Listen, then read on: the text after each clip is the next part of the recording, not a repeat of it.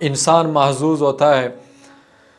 ان کی شرارتوں سے دلی خوشی ہوتی ہے، بالخصوص اگر بچے ہو بھی اپنی اولاد تو انسان اس سے دل لباتا ہے، ان کو چیڑتے ہیں، ان کے ساتھ کھیلتے کودتے ہیں، ہنستے ہیں، ہنساتے ہیں، ان کی باتیں سنتے ہیں۔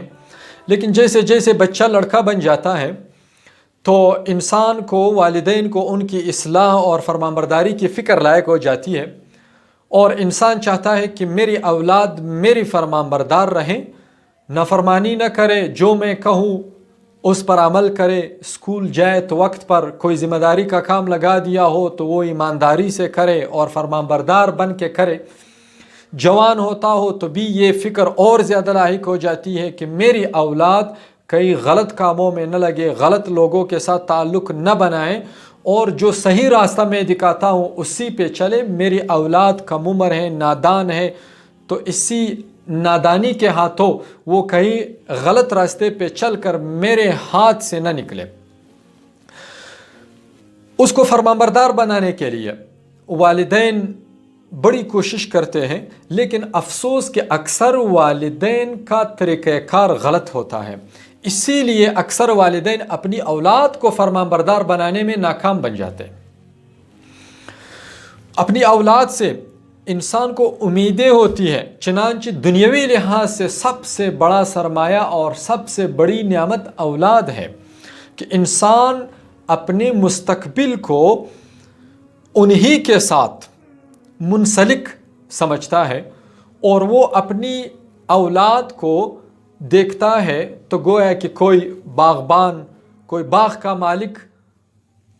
اپنے باغ کو دیکھ کر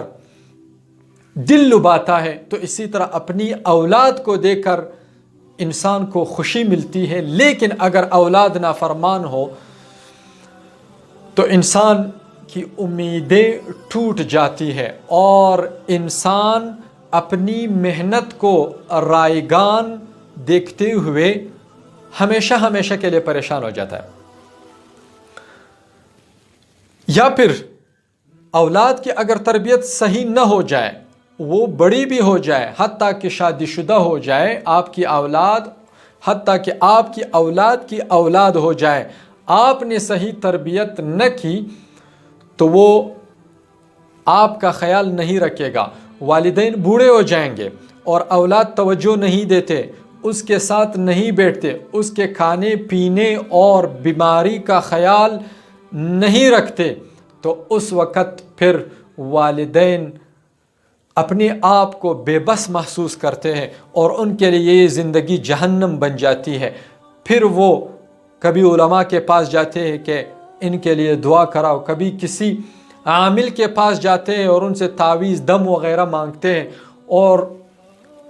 یا پھر مشائخ کے پاس جاتے ہیں کہ کوئی وظیفہ بتا دو۔ اولاد کو فرمانبردار بنانے کے لیے اگر کوئی مجھ سے وظیفہ مانگے تو میں بھی بتا سکتا ہوں، اور شاید وہ تھوڑا بہت کام بھی کرے، لیکن یاد رکھو سب سے بہترین اور کارگر نسخہ جو میں آپ کو بتا رہا ہوں، اگر والدین اس پر عمل کرے تو گارنٹی کے ساتھ کہتا ہوں کہ اس کی اولاد اس کی فرمانبردار بن جائے گی۔ اور یہ سب سے آسان کام ہے، لیکن یہ ہے کہ لوگ اس میں غفلت برتتے ہیں، کیونکہ والدین خود دنیا کی محبت میں ڈوبے ہوئے ہوتے ہیں اور وہ خود گناہوں میں مبتلا ہوتے ہیں، اس لیے وہ اس نسخے پر عمل نہیں کر سکتے۔ اگر وہ تھوڑا اس طرف متوجہ ہو جائے تو اس کی زندگی خوشیوں سے بھرے، اور وہ یہ کہ اپنی اولاد کا تعلق کسی اللہ والے سے بنا دو، اس کی مجلس میں لے جایا کرو اپنی اولاد کو، کسی اللہ والے سے اپنی اولاد کو بیعت کراؤ، یا کم سے کم ہفتے میں 1-2 بار اپنے بچے کو ساتھ لے کر اللہ والے کی ملاقات کے لیے جایا کرو، بشرط کہ وہ اللہ والا حقیقت میں اللہ والا ہو، کوئی پیسہ بٹورنے والا گدانشین نہ ہو۔ وہ اللہ والا جو آپ کا تعلق، لوگوں کا تعلق اپنے ساتھ نہیں بناتا بلکہ اللہ کے ساتھ بناتا ہے، وہ جو آپ کو اپنی بڑائی نہ سنائے بلکہ اللہ کی بڑائی سنائے۔ ایسے اللہ والے کے ساتھ اپنی اولاد کا تعلق بناؤ، پھر دیکھو گے کہ تمہاری اولاد تمہارا خادم بن کر فرمانبردار رہے گا یا نہیں۔ میں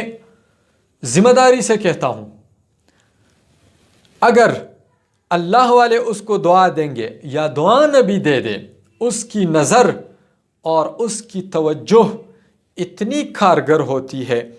کہ اس کے بدولت اللہ رب العالمین لوگوں کے دلوں کی دنیا بدل دیتا ہے۔ اور یہ ایک مجرب نسخہ ہے۔ آپ سے گزارش ہے، اپنا تعلق، اپنی اولاد کا تعلق اللہ والے سے بنا دے۔ بے شک آپ کی اولاد کالج میں جائے، یونیورسٹی پڑھے، ڈاکٹر بنے، انجینئر بنے، کوئی بھی زندگی کا شعبہ اپنائے، وہ تعلق رکھے اللہ والے سے، اللہ رب العالمین ان کے دلوں میں آپ کا احترام اور آپ کی قدر ڈالے گا۔ اسی پر عمل کرو۔